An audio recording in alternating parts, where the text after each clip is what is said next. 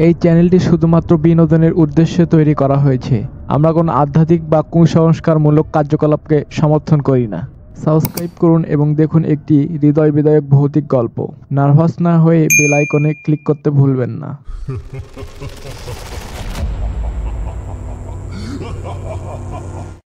শীতের সকালে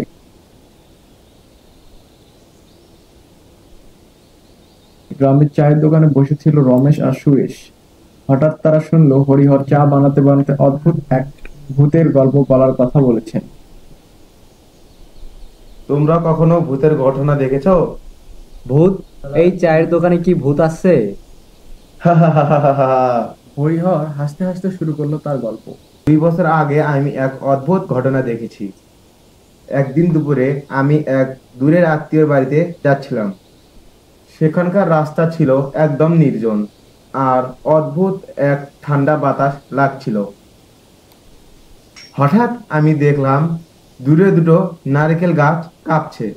আমি ভাবলাম বৃষ্টি শুরু হতে যাচ্ছে, কিন্তু কিছুই হয়নি।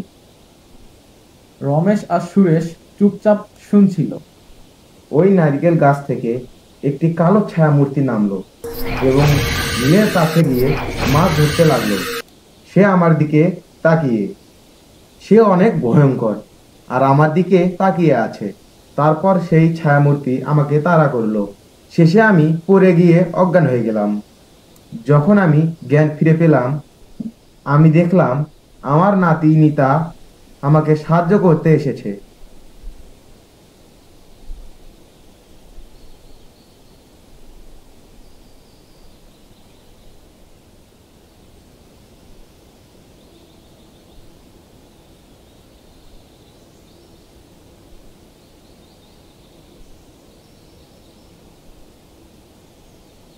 সে আমাকে বাড়িতে নিয়ে গিয়ে যত্ন নিল, কিন্তু সেই ভয়ঙ্কর ঘটনা মনে করে আমি খুব ভয় পেতে শুরু করলাম।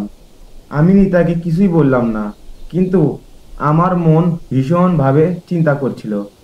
পরের দিন আমি সেই রাস্তায় আবার গিয়েছিলাম যেখানে আমি পড়েছিলাম। সেখানে দাঁড়িয়ে আমি দেখলাম দুটো নারকেল গাছ আবার কাঁপছে। সেই কালো ছায়ামূর্তি আবার বেরিয়ে এলো। আমি সেদিন ভয় পেলাম না, আর মনের শক্তিতে দাঁড়িয়ে থাকলাম। তখন কালো ছায়াটি আমাকে বলল, তুমি কেন আবার এসেছো? আমি কাউকে আঘাত করি না, আমি এই ঝিলের মাছ। তারপর সে তার দীর্ঘ হাত দিয়ে মাছ ধরলো এবং বলল, এই মাছ নিতাকে দিয়ে দিও, সে খুব ভালো রান্না করে। আমি ঘরে ফিরে আসলাম। শেষে হরিহর যখন চায়ের দোকানে ফিরে এসে রমেশ আর সুরেশকে তার গল্প শেষ করছিল, হঠাৎ অন্ধকারে সেই ছায়ামূর্তিটি দোকানের সামনে এসে দাঁড়ালো। হ্যাঁ হরিহর, তোমার চায়ের দোকানে তো একবার চা খেতে এসেছিলাম, আবারও চা খেতে এলাম। রমেশ আর সুরেশ ভয় পেয়ে সেখান থেকে পালিয়ে গেল।